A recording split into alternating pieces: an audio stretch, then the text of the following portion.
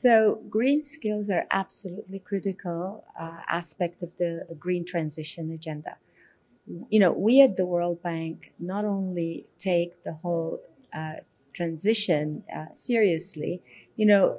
Recently during COP28, our President Ajay Banga announced that 45% of our financing is going to go to climate. That includes aspects around green skills because, as you know, the World Bank is also the largest financier of education and skills in the world. And so ensuring that young people have the skills for a future in a livable planet, have the skills to ensure that we have a better environment, a better climate, is a critical aspect of our work. Look, I mean, skills in general is an issue. The world will be creating almost 135,000 jobs around the green transition. And so to ensure that there's sufficient skills and supply of skills amongst young people to fill those jobs is going to be very critical. In this region, already we're seeing, like between 2022 and 2023 in the UAE, there's an increase of about 7% in green skills. There's so much potential. And I think it's very important that young people have the opportunities to acquire those skills so that they can take this agenda forward. So again, sustainability is at the core of what we do.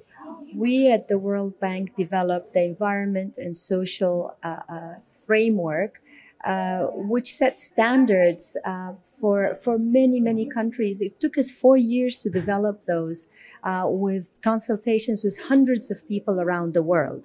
And the idea is to ensure that we have these environment and social standards in countries that can protect communities, that can help countries sustain their growth in an environmentally a successful way.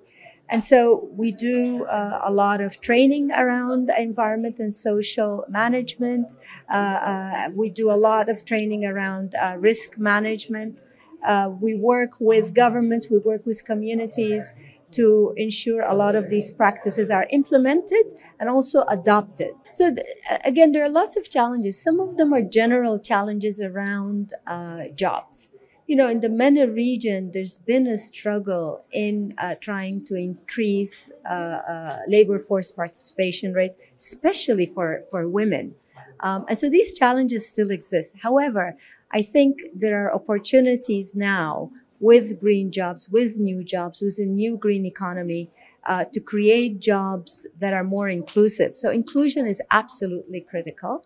I think from the gender perspective, you know, we recently saw in Saudi Arabia that in just the course of 6 years, they managed to more than double their female labor force participation rates.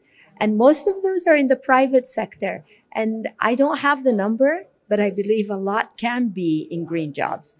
But we need to pay attention, right? So the challenge is we ensure inclusion in the new jobs that are being created so that both men, women, but also people from various regions have those opportunities, that this doesn't just go for one group of people and not the others. I think it's important that there's sufficient information for people to know where the jobs are.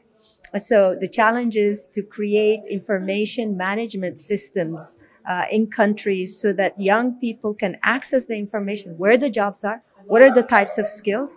And I think it's important to create partnerships as well with universities, with institutions that actually provide the skills.